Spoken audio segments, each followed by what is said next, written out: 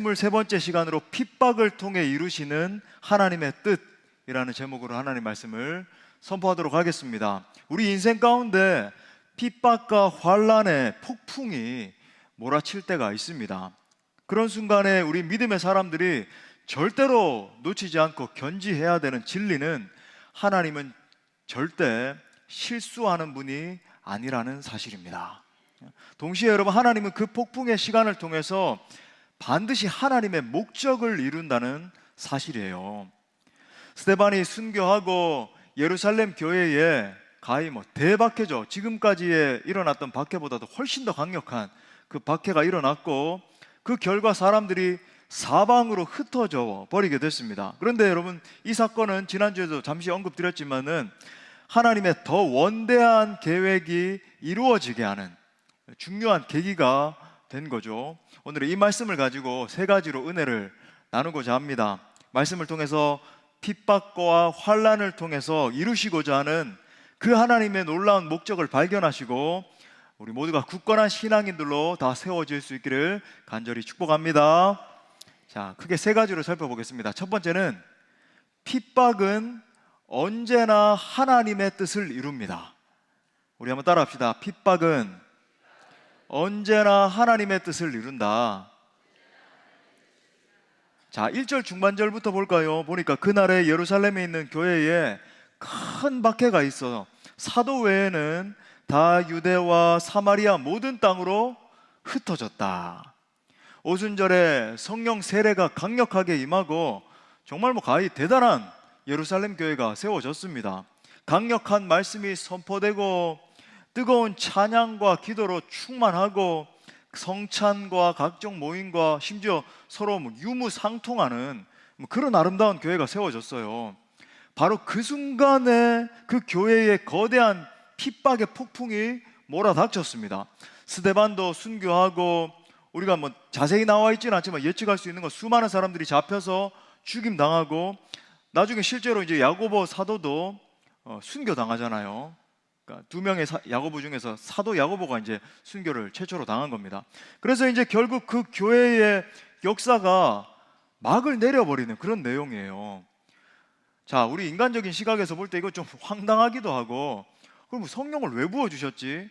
왜 교회가 이렇게 막이 내리도록 그렇게 오랜 시간 쓰임받지도 못하고, 이렇게 생각할 수도 있는 거죠. 자, 만약에 예루살렘 교회에 오늘 일어나고 있는 이 대핍박이, 큰 핍박이 없었다라고 한다면 어떻게 되었을까? 당시 여러분, 예루살렘 교회는 제가 종종 말씀드렸지만 어마어마한 초대형 교회로 성장했잖아요. 하루에 3,000명, 남자만 이제 그 당시에 개수했으니까 남자만 3,000명, 그 다음에 또 5,000명이 돌아오고, 이런 현장들을 예측을 했을 때 적어도 한 15,000명에서 2만 명이나 되는 엄청난 교회가 됐습니다. 물론 한 군데 모일 수가 없었기 때문에 회당 같은 데 모이긴 했지만 다 모일 수는 없으니까 이제 각 가정교회별로도 모이고 그런 형태가 있었습니다만, 아무튼 그렇게 초대형 교회가 됐어요. 자, 그러다가 약 37년? 한 38년? 이렇게 정확히 예측할 수는 없지만은 40년이 채 안 되는 그 이후에 AD 정확히 70년에 어떤 일이 발생했냐면, 로마의 디도 장군에 의해서 예루살렘이 완전히 무너지는 사건이 발생하잖아요. 역사적으로 보면 디도 장군이 이제 예루살렘을 침공해가지고 정복할 때 예루살렘 안에서만 자그마치 110만 명이 살해당했습니다. 지금 우리 인구가 세계적인 인구가 훨씬 더 많이 불었다는 걸 생각해 볼 때 그 당시에는 인구도 작았잖아요. 근데 그 작은 인구 중에서도 110만 명이 살해당했다. 여러분, 이게 뭔가, 여러분 만약에 디도 장군이 그렇게 침공에 들어왔을 때 예루살렘 교회는 완전히 회파되고 거기에 있던 성도들도 완전히 죽임당했을 거예요. 실제로 성전도 다 무너지고 터라든지 도시 전체가 완전히 황폐하게 돼버렸잖아요. 당연히 그 안에 있던 성도들도 다 죽어나갔을 겁니다. 여러분, 하나님께서 그렇게 되는 것을 원치 않으셨던 거예요. 결국 교회를 보호하시기 위해서 핍박이 일어나도록 허용하신 것입니다.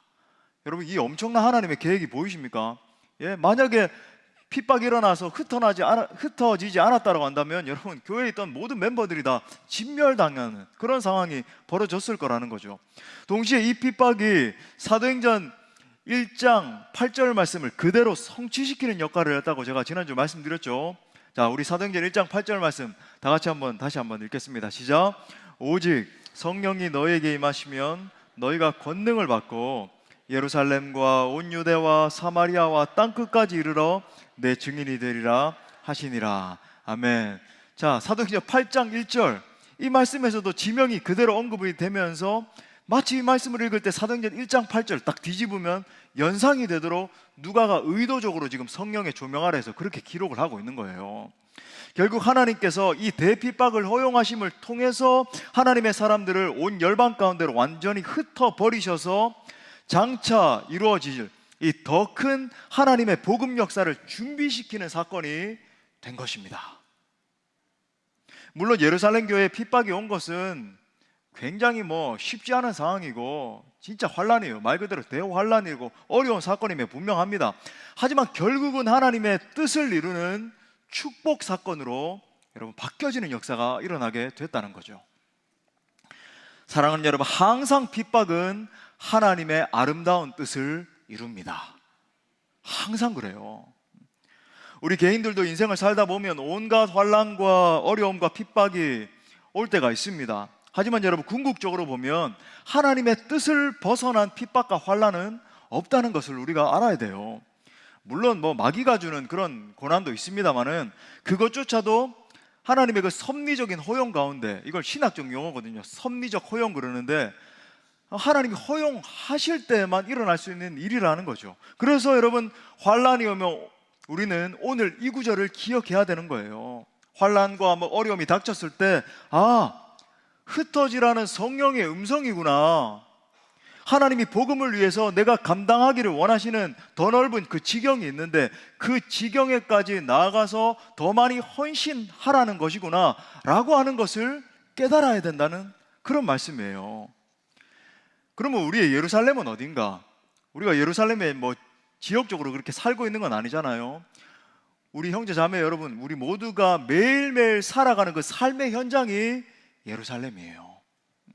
거기서부터 복음을 위해서 사는 삶을 살아야 된다는 겁니다. 직접 이제 복음을 나타내는 삶뿐만 아니라 복음을 증거하는 삶도 살아야 되고, 나아가서 그곳에서부터 온 유대와 사마리아 땅끝까지 흩어져서 복음을 전해야 된다는 말이에요. 물론 제가 지금 당면한 삶의 자리를 완전히 박차버리고 다 이사 가십시오, 전 세계 인도로 가고 네팔로 미얀마로 가고 그러라는 말은 아니에요. 나에게 환란이 오고 핍박이 닥쳐올 때 내게 말씀하시는, 세미한 음성으로 말씀하시는 그 성령의 음성을 잘 들어야 된다는 말입니다. 하나님이 내게 원하시는 복음의 지경에까지 나아가서 복음을 위해서 더 헌신하는 삶을 살아야 된다. 그것이 하나님의 뜻이다 라고 하는 것을 선포하고 있는 거죠. 우리 그리스도인들에게는 의미 없는 고통이나 환란은 절대로 찾아오지 않습니다. 그리스도인이 된다는 게 뭔가? 우리가 예수 믿어 그리스도인이 된다 그러는데 그냥 안위를 누리고 그냥 주일날 와가지고 이렇게 잘 말씀 듣고 돌아가서 그냥 삶에 좀 평안함을 얻고 이런 것인가? 여러분, 그런 게 아니에요. 정말 내가 그리스도인이 됐다라고 하는 것은 내게 환란이 오고 여러 가지 핍박이 오고 여러 가지 어려움의 상황들이 당면할 때 그 가운데 말씀하시는 하나님의 음성을 듣는 게 여러분 그리스도인의 태도입니다. 지금 이런 사건이 내게 온 것은 하나님의 이러이러한 뜻이 이루어지도록 하나님이 그렇게 허용하신 것이구나. 이 고통 속에서 하나님이 내게 원하시는 바로 이것을 성취시켜 나가는 지금 과정이구나 라고 하는 것을 깨달아 알아야 된다는 거죠. 해석을 하는 겁니다. 그 고통 가운데 말씀하시는 그 하나님의 뜻을 해석하는 거예요. 그렇게 해서 내가 하나님의 뜻을 점점 더 깊이 파악을 해서 한 걸음씩 순종하고 또 순종하고 그렇게 나아가는 것이 그리스도인의 삶이란 말이죠. 다시 말해, 믿는 자들에게 주어지는 고통 속에는 여러분 반드시 하나님의 뜻이 담겨 있습니다. 그러니까 영적으로 예민해져야 돼요. 영적으로 예민해져서 이 상황과 환경 가운데 내게 주어진 이 당면한 상황 가운데서 하나님이 어떤 말씀을 하고 계시는가를, 그 하나님의 뜻을 파악할 수 있어야 된다는 거예요. 내가 겪는 고통이 아무리 힘들고 어려워도 그 고통 속에 예수님이 나와 동행하고 계시다는 것을 알게 되면, 내 손을 붙들고 계시다는 것을 깨닫게 되면 우리는 항상 승리할 수 있습니다. 이번 국내 선교 집회 중에도 우리가 매일 밤마다 막 뜨겁게 집회를 했거든요. 사랑하는 청년 중 한 명이 하나님의 음성을 들었어요. 그 청년이 정말 이루 말할 수 없는 큰 고통을 지났습니다. 뭐 청년의 때 무슨 그렇게 뭐 큰 어려움을 겪을까? 그렇지 않아요. 정말 그 청년은 큰 어려움을 겪었거든요. 제가 알고 있는데 그 고통의 현장에 예수님이 함께 계셨다는 것을 기도 가운데 보여주셨다는 거예요. 그걸 갖다가 주변에 있는 청년들에게, 친구들에게 눈물로 간증을 했고, 그걸 통해서 또 우리 청년들이 또 은혜를 받았죠. 그 예수님이 함께 계시는 그 장면을 갖다가 이제 기도하는 가운데 깊이 이제 보게 된 거죠. 환상을 통해서 봤다 보고 그렇게 간증을 하는데, 그렇게 봤을 때 진짜 이 세상이 줄 수 없는, 말할 수 없이 깊은 하나님의 위로를 경험하고 그 영혼이 깊이 치유되는 역사가 일어나게 됐습니다. 여러분, 이처럼 아무리 고통스럽고 괴로운 순간을 통과한다 할지라도 하나님의 임재를 느낄 수 있고 하나님이 나를 붙들고 계시다는 것을 느낄 수 있다면 능히 이겨낼 수 있습니다. 반대로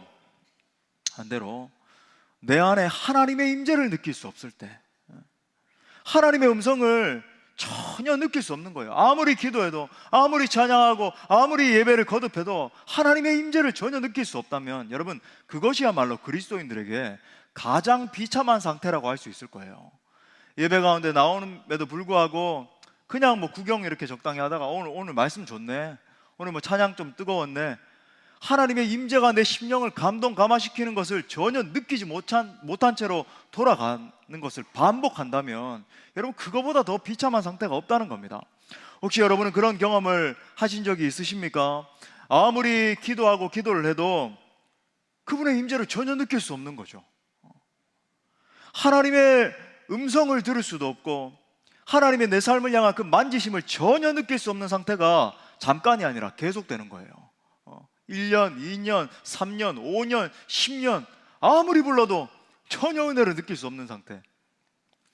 말씀을 준비하는데 욥이 생각이 나는 겁니다.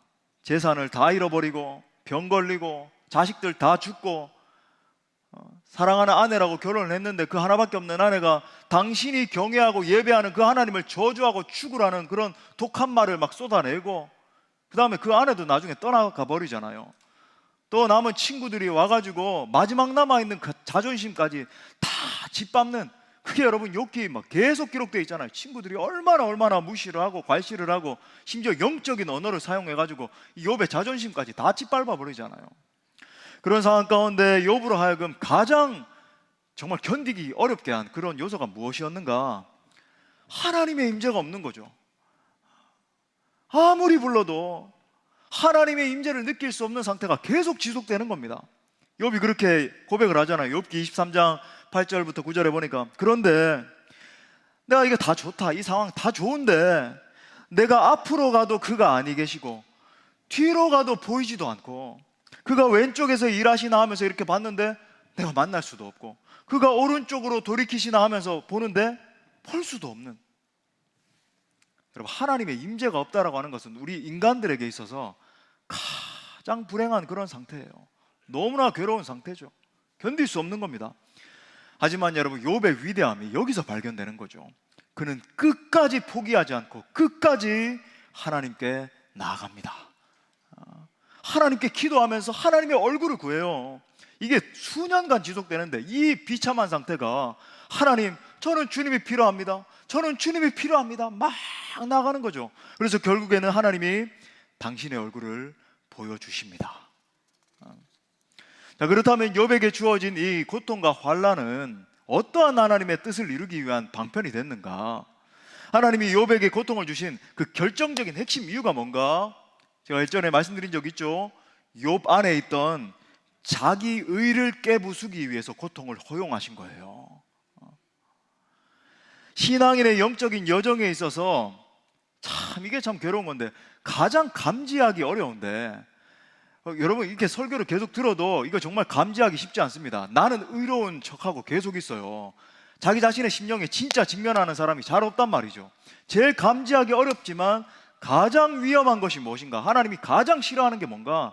여러분, 자기의의 문제예요. 내 속에 있는 이 자기의의 문제, self-righteousness, 그죠? 하나님 앞에 여러분, 자기의는 가장 악한 죄입니다. 사도 바울도 self-centeredness, 그죠? self-righteousness, 이걸 갖다가 자기중심성을 모든 죄의 근원으로 보면서 가장 악한 죄라고 이야기했잖아요. 욥이 결정적으로 이렇게 고백을 해요. 욥기 40장 8절에 보니까, 그러니까 하나님이 욥에게 이런 세미한 음성을 들려주신 거죠. 내가, 욥에게 말하는 거예요. 내가 내 공의를 부인하려느냐, 내 의를 세우려고, 너의 그 righteousness, self-righteousness, 자기 의를 세우려고 나를 악하다고 하겠느냐. 무슨 말인가? 자기 의가 가장 악한 죄인 이유는 뭐냐면, 자기 의는 하나님을 향해서 악하다라고 고발하는 그런 죄이기 때문이에요.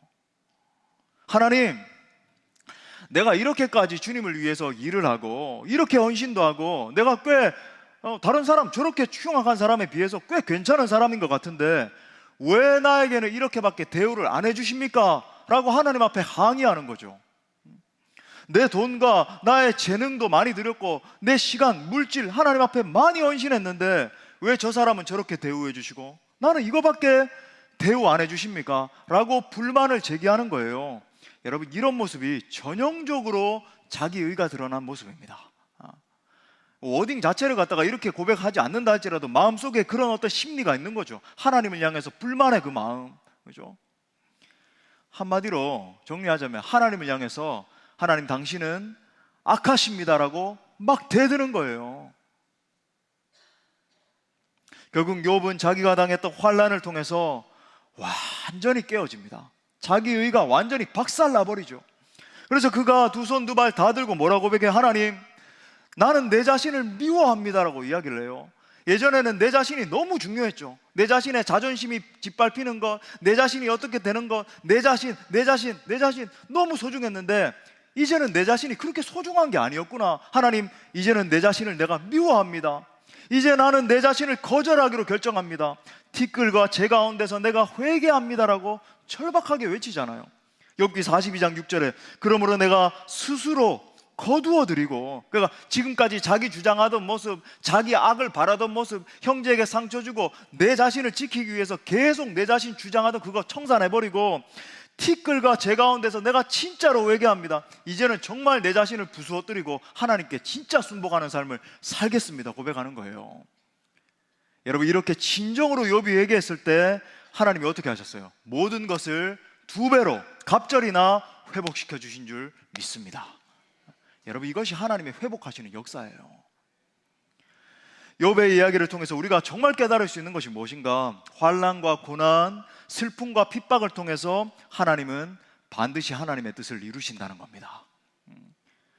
혹시 이 자리 가운데 다른 분들에게 고백할 수 없을 정도로 너무 깊은 고난과 핍박 가운데 울고 계시는 분 계십니까? 끝까지 포기하지 말고 하나님의 임재를 구할 수 있기를 바랍니다. 끝까지 포기하지 말고 욥처럼 하나님의 얼굴을 구하고 또 구하면 반드시 하나님은 하나님의 때에 나타나 주십니다. 왜? 하나님 살아계시기 때문에. 여러분이 당하는 핍박이나 환난 가운데 여러분, 하나님이 반드시 여러분 손 놓치지 않고 붙들고 계세요. 그러므로 반드시 하나님의 뜻이 이루어진다는 확신을 가지고 나아가시는 우리 모든 지체들 되시기를 축복합니다. 자, 두 번째는 핍박이 없는 교회와 성도는 죽습니다. 우리 한번 따라합시다. 핍박이 없이는 교회와 성도는 죽는다. 자, 2절에 보니까 경건한 사람들이 스데반을 장사하고 위하여 크게 울더라 그랬어요. 제가 말씀을 준비하면서 2절 말씀을 깊이 보는데 진짜 진정한 교회의 모습은 이러해야 된다는 그런 생각이 들었습니다. 이사야 선지자가 선포한 것처럼 시온에서 슬퍼하는 것, 그죠? 하나님의 영광이 임하는 그 자리에서 애통하는 것, 그것이 진정한 교회의 모습이다. 핍박 가운데 있으면서도 하나님 나라를 위해서 우는 거죠. 그죠? 교회를 위해서 울고 성도들을 위해서 울고 무너져가고 있는 이 다음 세대들을 바라보면서 우는 거예요. 그런 의미에서 오늘날 교회와 성도가 죽어가고 있는 이유는 궁극적으로 볼 때 핍박이 없어서 그렇습니다. 고난을 짊어지는 삶을 살지 않아서 그래요. 너무 평안해서 그래요. 쉽게 말해. 그러니까 시온에서 슬퍼하는 자가 없는 거죠. 결국 예수님 이야기하신 것처럼 친정으로 가슴을 치면서 애통하는 자가 없는 겁니다. 여러분 그거 아세요? 팔복을 감싸고 있는 두 가지 복이 뭐냐면, 팔복은요 8가지 복이 천국을 주시고 마지막 복도 천국을 주신다 그래요. 이게 사실은 한마디로 말하면 똑같은 거거든요. 하나님 나라를 위해서 막 애통하는 마음을 가지는 그에게 바로 내가 천국을 줄 거야 라고 말씀하는데, 그런 자가 요즘 없는 거죠. 의에 추리고 목이 말라서 하나님 앞에 부르짖는 자가 없는 겁니다. 오늘날 절박함의 영성이 완전히 말라버린 거예요. 잃어버린 겁니다.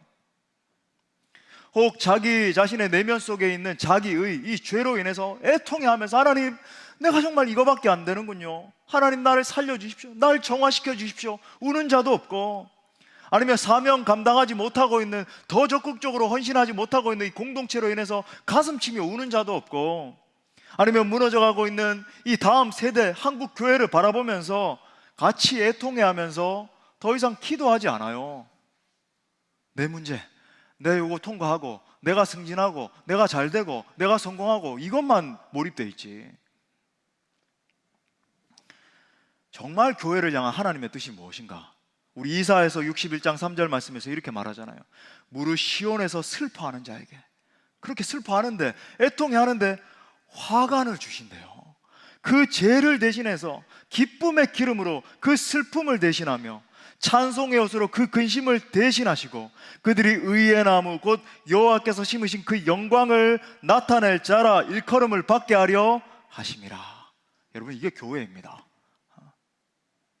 하나님의 시온에서 슬퍼하는 자에게 화관을 회복시켜 주시고 그가 쓰고 있는 죄를 대신해서 기쁨의 기름을 부어주신다라고 말씀하고 있는 거죠. 예수님 말씀과 똑같죠. 우리 마태복음 5장 4절 말씀 다 같이 읽어봐요. 시작.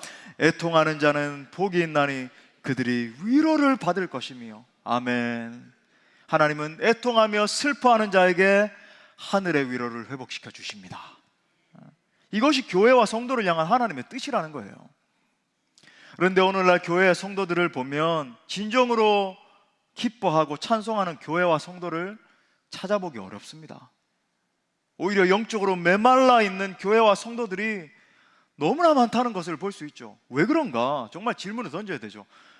정말 우리의 이 시대의 이 영적 상황이 그렇다면 왜 그런가? 정말 하나님을 얻고자 하는 슬픔을 잃어버린 거죠.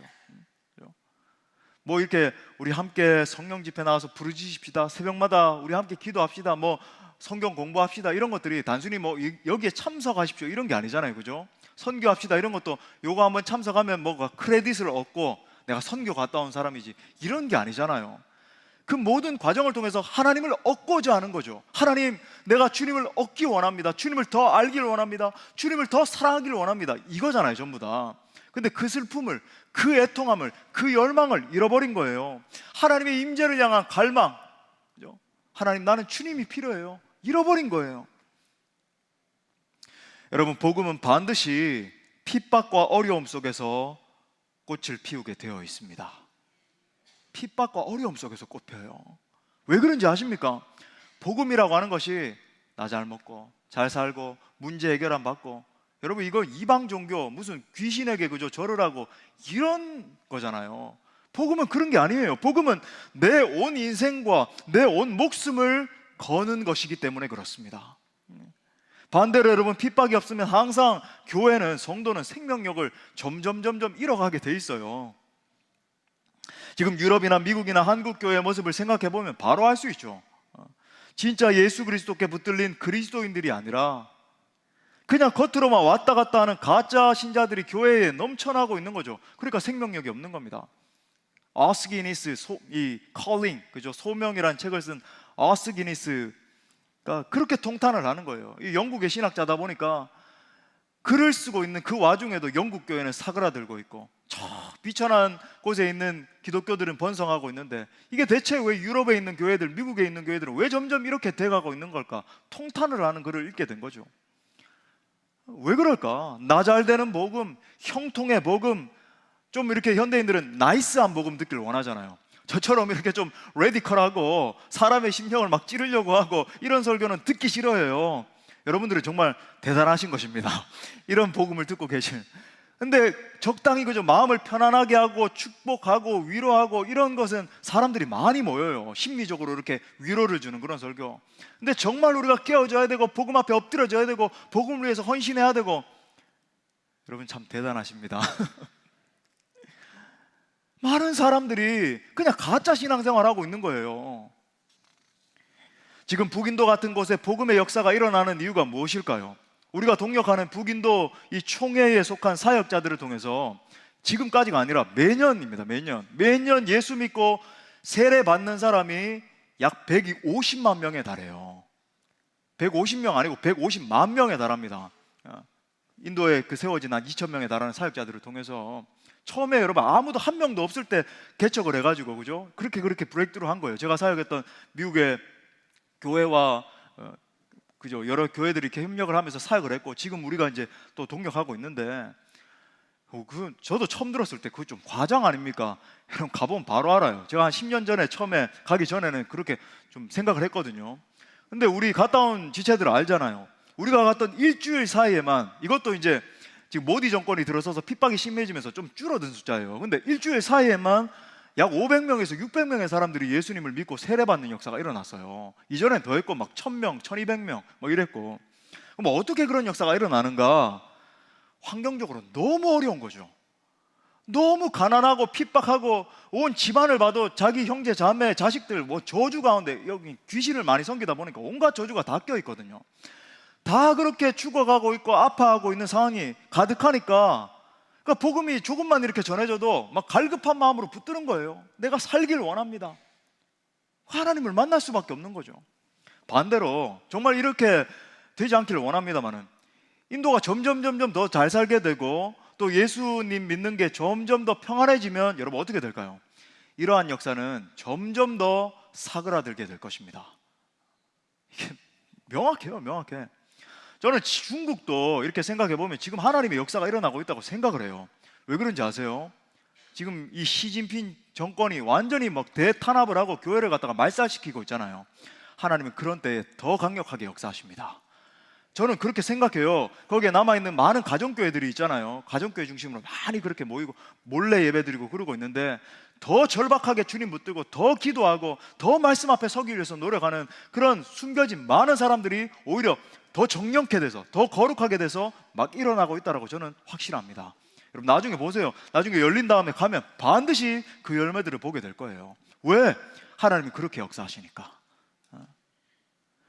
자, 그렇다면 질문이죠. 이 핍박이 없는 한국은 과연 어떻게 해야 되냐는 거예요. 우리 이렇게 먹고 뭐 살고 이렇게 너무 편하고 뭐 핍박이 전혀 없잖아요. 예수 믿는데도. 그럼 어떻게 해야 되냐? 점점 더 무기력해져만 가는 이 한국 교회가 어떻게 하면 이 영적 상태에서 탈출할 수 있을까요? 여러분 우리는 어떻게 해서든지 본질을 붙들어야 됩니다.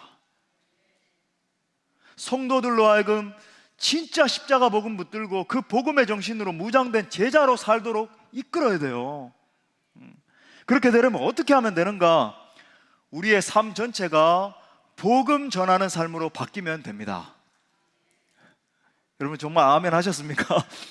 놀라운 역사입니다. 예, 정말 우리의 삶 전체가 진짜 복음 전하는 삶으로 바뀌면 돼요. 우리의 삶의 환경 전체가 복음으로 가득하고 심지어 순교적인 삶이 되도록 만들면 돼요. 왜 그런가? 복음 전하면 핍박받기 때문에 그렇습니다. 우리의 삶에 왜 핍박이 없는가?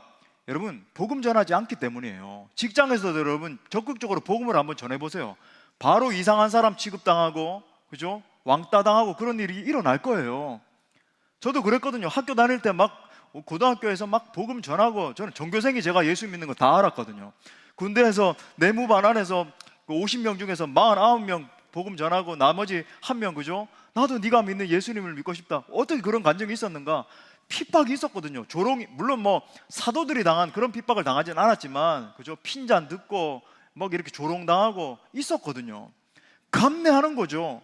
여러분, 내 삶 전체가 정말 복음을 전하는 삶을 살게 되면 반드시 핍박이 오게 되어 있습니다. 그리고 우리가 매일의 삶 속에서 그렇게 선교적인 삶을 살고 그렇게 핍박을 당하면, 여러분, 그 핍박 때문에 내 자아가 깨어지게 돼 있어요. 기도하지 않을 수 없고 엎드리지 않을 수 없고 내 자아를 부서뜨리지 않을 수 없게 되는 거죠. 그 핍박과 환난을 통해서 내가 더 절박하고 애통하게 주님을 의지하게 되고, 결국 그것을 통해서 우리가 진정한 예수 그리스도의 제자들로 서게 되는 겁니다. 결국 복음을 위해 핍박받는 그 핍박을 통해서 진정한 제자의 길을 갈 수 있죠. 제가 누누이 말씀드리잖아요. 이 종교인과 진정한 제자의 진짜 신앙의 차이가 무엇인가? 여러분, 종교인은 절대로 복음을 위해서 희생하는 삶을 살지 않습니다. 복음 전하지 않아요. 왜? 내가 희생해야 되거든요. 날 지키는 게 중요하거든요. 내 체면, 나의 어떠한 내 재정 쓰면서 내가 왜 다른 사람에게 복음을 전해야 돼? 아까우지. 내가 여행 가고 말지. 희생하지 않아요. 여러분, 근데 진정한 제자는 반드시 특징이 복음을 위해서 희생하게 돼 있어요. 복음을 위해서 자기 자신을 드립니다. 한 생명이라도 건져내기 위해서 내 자신을 들여서 희생하는 거죠. 왜?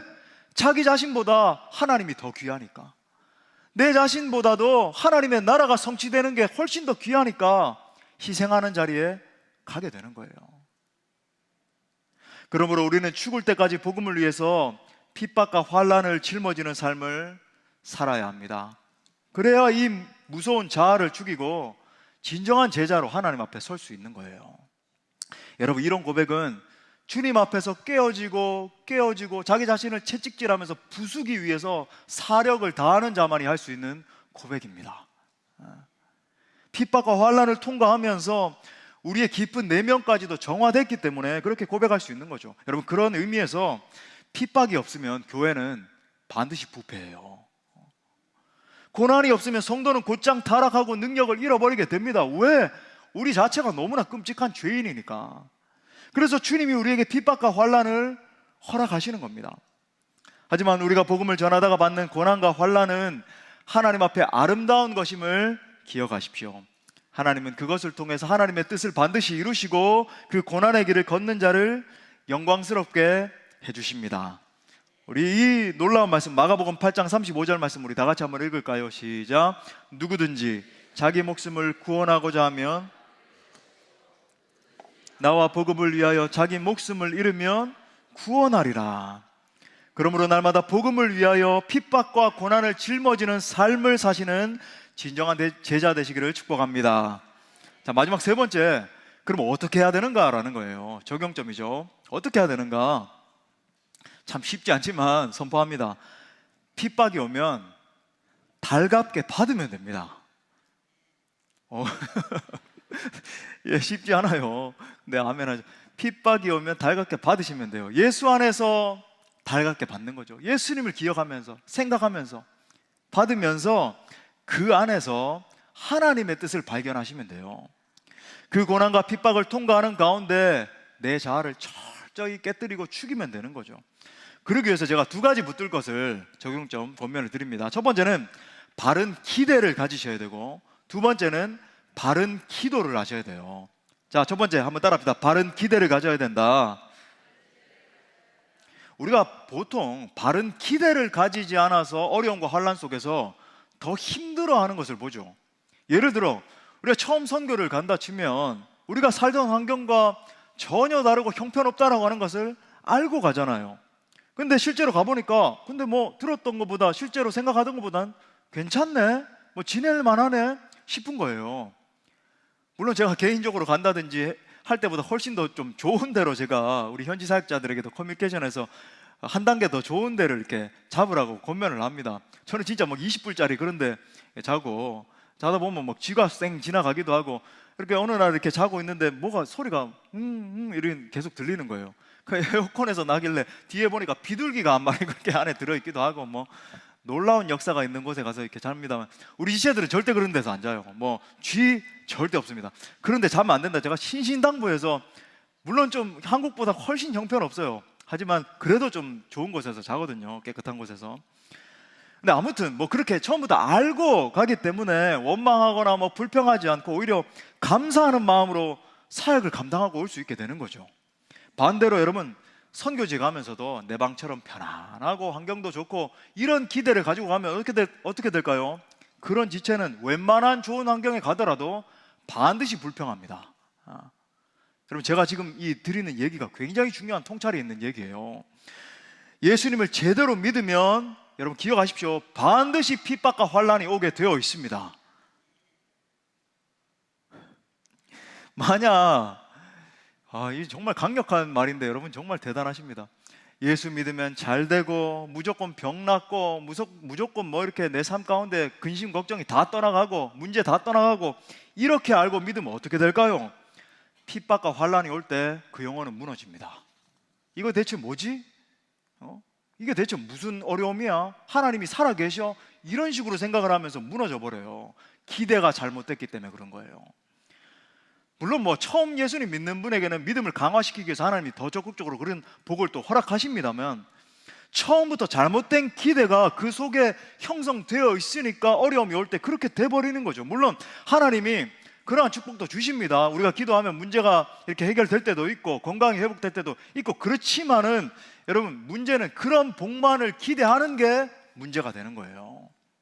소위 사탕 발림된 반쪽짜리 복음을 붙들고 있으니까 내 기대가 무너질 때 하나님을 원망하는 자리에까지 가게 되더라는 거예요. 여러분, 정말 복음은 무엇입니까? 복음은 이 땅의 것에 연연하는 것이 아니라 이 땅에서 하늘나라를 사는 거예요. 예수의 정말 제자가 된다는 것은 내 전부와 내 목숨까지도 다 걸고, 그죠? 주님을 끝까지 쫓아가는 게 제자됨이잖아요. 하늘나라 가치가 너무 큰 거죠. 내가 발견한 이 땅에 숨겨져 있던 부활가 너무나 진귀하고 귀해서 다른 이 땅에서의 모든 욕심, 뭐 어떤 것들 다 필요 없고 오직 예수님만 따라가게 되는 거예요. 그러니까 우리가 진짜 복음 앞에 서게 되면 이러한 질문 앞에 마주 서게 돼요. 너 정말 내 인생 다 걸고 예수님 따를래? 아니면 그만두고 그냥 세상으로 쫓아가 버릴래? 선택해. 이게 복음이 우리에게 직면케 하는 메시지입니다. 여러분, 우리가 진짜 예수 믿으면 어마어마한 고난과 핍박이 따르게 될 것입니다. 고난과 핍박이 와요. 복음을 위해서 살면. 하지만 그 안에서 아까 이사야 선지자가 노래했던 것처럼 시온에서 슬퍼하는 자에게 말할 수 없는 즐거움의 기름이 부어지는 것, 여러분, 이것이 예수 믿는 자의 삶입니다. 자, 두 번째 적용점, 바른 기도를 해야 돼요. 또 따라할까요? 바른 기도를 해야 된다. 물론 지난주 금요일날 말씀드린 것처럼 핍박과 고난 속에서 하나님 저를 좀 보호해 주세요, 도와주세요, 힘을 주세요, 기도하실 수 있습니다. 예, 기도하셔야 돼요. 실제로 사도들도 예루살렘 교회에 큰 핍박이 닥쳤을 때 그렇게 기도하잖아요. 사도행전 4장 29절 상반에 보니까 주여 이제도 그들의 위협함을 굽어보시었고, 이 말은 뭐냐면 도와달라는 거예요. 하나님 우리 상황 좀 굽어봐 주십시오. 그런데 거기서 그치지 않고 더 중요한 기도의 차원으로 나아가죠. 자, 29절 중반부터 30절에 보니까 또 그들로 하여금 담대히 하나님의 말씀을 전하게 하여 주시오며 손을 내밀어 병을 낫게 하시옵고 표적과 기사가 거룩한 종 예수의 이름으로 이루어지게 하옵소서 하더라. 다른 말로 하면 하나님의 나라가 더 적극적으로 선포되게 하시고 이 역경을 통과해서 복음이 더 힘있게 증거되게 하시고 핍박 중에서도 하나님의 역사가 나타나게 하여 주옵소서 기도하는 거죠. 다시 말해 더 깊은 하나님의 뜻을 깨닫고 더 하나님의 뜻이 이루어지도록 기도하고 있는 것입니다. 우리도 마찬가지예요. 하나님은 우리가 그 고통과 환난과 핍박 속에서 다른 게 아니라 하나님의 뜻을 발견하기를 원하십니다. 그래서 이렇게 두 손을 들고 진짜 십자가를 바라보면서 계속 기도하며 나아가야 되는 거예요. 하나님, 이 시간을 통한 나를 향하신 하나님의 뜻이 과연 무엇입니까? 이 시간을 통해서 어떤 메시지를 제게 주시기를 원하십니까? 제가 어떤 사람으로 하나님 앞에서 빚어지기를 원하십니까? 내 속에 이렇게 더럽고 추악한 자기의가 득실득실 가득하고 있는데 하나님 나를 어떤 방식으로 다루시기를 원하십니까? 깊이 질문하면서 기도하셔야 된다는 거죠. 여기서 여러분 가장 중요한 것이 내 내면에 있는 이 흑암, 내 내면에 있는 옛 자아가 제거되는 것입니다. 하나님이 왜 우리에게 핍박과 환난과 고난을 허락하시는가? 사실 우리를 너무나 사랑하시기 때문에 그래요. 우리를 너무나 사랑하시기 때문에 그 고난과 환난을 통해서 우리 속에 있는 이 무서운 자기의라고 하는 괴물을 제거시켜 나가시는 것입니다. 견딜 수 없는 환난을 통과하는 가운데 정금과 같이 빚으시고 아름답게 또 빚으셔서 큰 그릇 만드시는 거예요. 쉽게 말해서 구약에 그죠? 자기의가 가득했던 이 대표적인 인물이 사울 왕 아닙니까? 사울의 가장 큰 문제가 무엇이었는가? 그가 다름이 아니라 하나님의 자리에 올랐다는 거예요. 그의 내면이 그죠? 그의 모든 사역이, 그가 다스리던 그런 모든 통치 방식이 하나님의 자리에 올라서 자기 마음대로 제사하고 자기 마음대로 그죠? 전쟁하고 자기 마음대로 다 통치해버리는 그런 자리에까지 올라버린 겁니다. 결국 사울이 죽이려고 했던 것은 다윗이 아니라 다윗을 세우려고 하는 하나님이었어요. 왜? 하나님은 다윗을 세우려고 하시는데 사울은 정작 자기 아들인 요나단을 차기 왕으로 세우려고 했거든요. 그러니까 다윗을 세우려고 하니까 하나님이 싫은 거죠. 하나님의 자리에 올라있던 사울이 하나님을 죽이려고 했던 사건이 여러분 다윗을 향한 공격이었어요. 그런데 다윗의 곁에 이 미치광이 왕 사울을 무려 15년 가까이 두신 이유가 무엇이었을까요? 다윗의 내면 속에 있던 사울을 죽이기 위한 하나님의 계획이었습니다. 다윗의 내면 속에 아직도 도사리고 있던 자기의 이 사울을 죽이기 위한 하나님의 작업이었어요. 결국 다윗 속에 있던 사울이 제거되었을 때 하나님께서 그를 들어서 사용해 주신 것입니다. 그러므로 여러분, 우리는 내 안에 있는 이 사울, 내 안에 있는 옛사람이 정말 죽게 해달라고 기도하셔야 됩니다. 끝까지 포기하지 말고, 하나님 내가 지금은 이렇게 연약하고 부족하지만 포기하지 말고 하나님의 그 신실하심을 신뢰하면서 기도하며 나아가야 된다는 거예요. 그러면 반드시 하나님이 하나님의 때에 하나님의 그 원대한 계획을 이루어 주실 것입니다. 우리 말씀의 결론을 맺겠습니다. 여러분, 오늘 우리가 다룬 주제는 매우 중요한 주제예요. 내가 핍박과 환난 중에서 끝까지 하나님의 얼굴을 구하느냐 그렇지 않느냐라고 하는 것은 내 믿음이 진짜 믿음이냐 가짜 믿음이냐 판가름 나는 지점이에요. 오늘날 대부분의 사람들이 하나님을 구하는 모습을 보세요. 대부분 내 필요 때문에, 내 만족을 성취시키기 위해서 하나님을 찾아요. 그런 사람들은 만약 핍박과 환난이 계속 닥쳐서 그를 공격하면요, 언젠가 다 포기하고 하나님을 떠나게 돼요. 하지만 하나님의 사람은 아무리 힘들어도 끝까지 하나님의 임재를 향해서 달려갑니다. 이것이 진짜 신앙인의 특징이에요.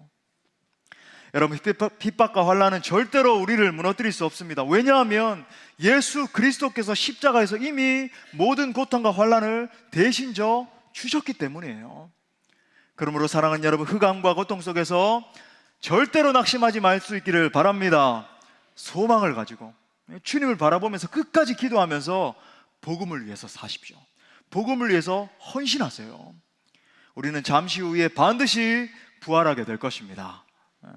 아무쪼록 핍박 속에서도 하나님이 당신의 얼굴을 환하게 나타내실 때까지 끝까지 기도하면서 복음을 위해서 살아내드리면서 나가는 모든 성도님들 다 되시기를 간절히 축원합니다. 우리 말씀 주신 하나님께 영광의 박수를 드리겠습니다. 우리 다 같이 일어나셔서 함께 찬양하고 기도합시다. 오늘 결단함에 찬양할 때 아무도 예배하지 않는 환난과 핍박 속에서 내가 주님을 예배하고 증거하겠습니다. 고백합시다. 아무도 예배하지 않는 그곳에서 주를 예배하리라. 아무도 찬양하지 않는 그곳에서 나 주를 찬양하리다. 누구도 헌신하지 않는 그곳에서 주께 헌신하리라. 누구도 증거하지 않는, 누구도 증거하지 않는 그곳에서 나 주를 증거하리라. 내가 밟는 모든 땅 주를 예배하게 하소서. 주의 보혈로 덮어지게 하소서. 내가 서리고 주의 거룩한 곳 되게 하소서. 주의 향기로 물들이소서. 우리 다시 한 번 더. 아무도 예배하지 않는, 아무도 그곳에서 주님 예배하겠습니다. 그곳에서 주를 예배하리라. 아무도 찬양하지 않는 그곳에서 나 주를 찬양하리라. 누구도 헌신하지 않는, 누구도 헌신하지 않는 그곳에서 주께 헌신하리라. 누구도 증거하지 않는 그곳에서 나 주를 증거한, 우리 결단하는 믿음으로 내가 밟는 모든 땅, 내가 밟는 모든 땅, 우리 손들고 고백합시다. 주를 예배하게 하소서. 주의 보혈로 덮어지게 하소서. 내가 서리고 주의 거룩한 곳 되게 하소서. 주의 향기로 물들이, 내가 밟는 모든 땅, 아멘. 내가 밟는 모든 땅 주를 예배하게 하소서. 주의 보혈로 덮어지게 하소서. 내가 서리고 주의 거룩한 곳 되게 하소서. 주의 향기로 물들이소서. 이 시간 말씀 붙들과 함께 기도할 때 핍박과 환난 속에서도 나를 향한 주님의 뜻을 발견하게 해달라고 함께 기도합시다. 주를 위해 받는 핍박과 환난을 오히려 감사하며 기뻐하게 해달라고 기도해요. 그리고 기꺼이 그 핍박과 환난 속에서도 주의 복음을 위해서 살겠다고 함께 기도합시다. 하나님, 핍박과 환난 속에서 나를 향한 주님의 뜻을 알게 하여 주옵소서. 내 안에 있는 옛 자아가 깨어지게 하시고 주님의 뜻에 순복하는 제자 되게 하여 주옵소서. 특별히 어떠한 상황과 환경 가운데서도 기도하면서 하나님의 얼굴을 구하게 하시고 복음을 위해서 전진하는 믿음의 종 되게 해달라고 기도합시다. 하나님, 나를 새롭게 하여 주옵소서. 내가 주님을 따라갈 수 있도록 은혜를 베풀어 주옵소서. 함께 동성으로 기도합시다. 주여, 하나님